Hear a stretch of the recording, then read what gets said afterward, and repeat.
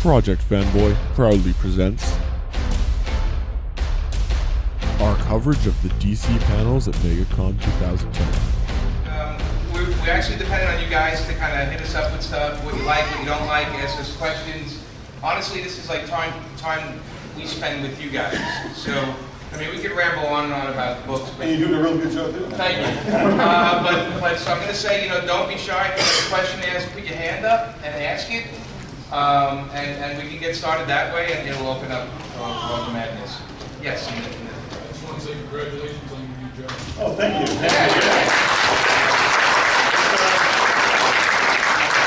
I'll tell you, it's actually kind of funny. This is the first convention I've been to since August, and just because everything that's been going on in DC, you had to stay close to home. But what I have to say is that we've got some, there's a lot of changes in DC, and I mean, it's not to say that there was anything that's broken. As a matter of fact, there's a lot going on right now just to make the company better and take better care of the characters and push them in new directions as well. What you're going to find is a much stronger sense of how we take the core of what makes DC characters great and find ways to really use it across so many different brands within Warner Brothers and try to make it bigger and better than they can be. People have recognized the strength of our characters, what they are, what they're about. It's clear that they're in the American psyche, they're in the world psyche right now, and it's our goal right now to make them even bigger than they are.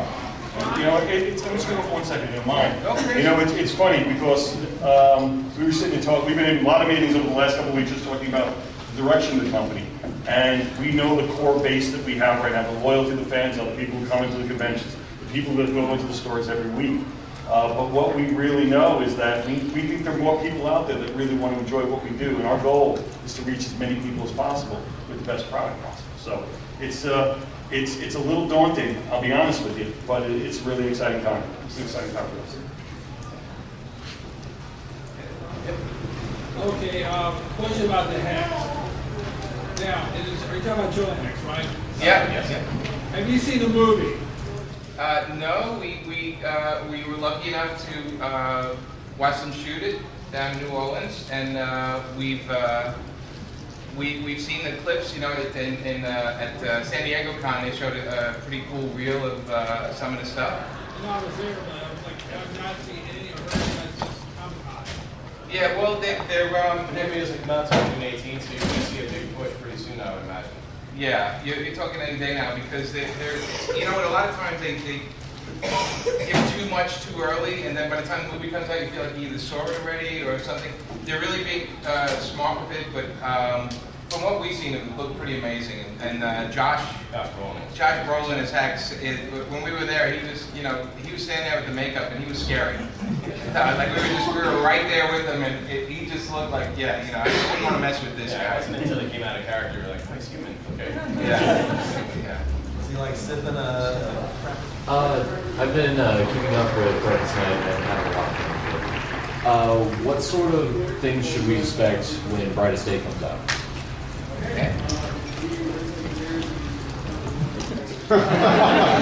Without giving away too much. Then I can't speak. We saw, what covers have we seen so far? Are they going to give away sunglasses for these folks? Because I was thinking We gave away the Aquaman cover, right? The fun part about the Aquaman cover is that you don't know if that's the actual cover or reverse what you're actually seeing, which I think is kind of interesting about the image. Don't let the title Brightest Day fool you. It's about second chances. That's the way we've been positioning it. And the real key bit is that a number of key characters in the DC universe will get a second chance. And they just might not turn out the way they had hoped they might be. Oh, I don't know if there's a second question after that one. Go pick somebody else, Yes. Will Sinestro be one of those people? That's the question. There's a lot happening with Sinestro, and Jeff Johns is in Emerald Con right now, so I'm not allowed to speak about that at all, but if I could speak about it, I would say that he plays a very integral role within the Green Lantern books, but I'm not allowed to talk about that in any way, shape, or form. Actually, you know where Jeff is right now? Where? He's at Walmart in Bentonville, Arkansas. Is he really? Yeah. Talking up the Green Lantern. Nice. That's great. Yeah, in the blue shirt. Yeah, I was just wondering, what do you got? Do you have any big plans with the milestone characters? Right now, the main milestone character, we just did Milestone Forever, which was pretty much the wrap up of the Milestone series as they were first originally told.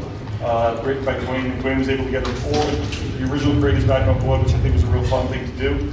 And current plans are, hold on, wait. Current our plan to introduce Amanda Conrad to the panel.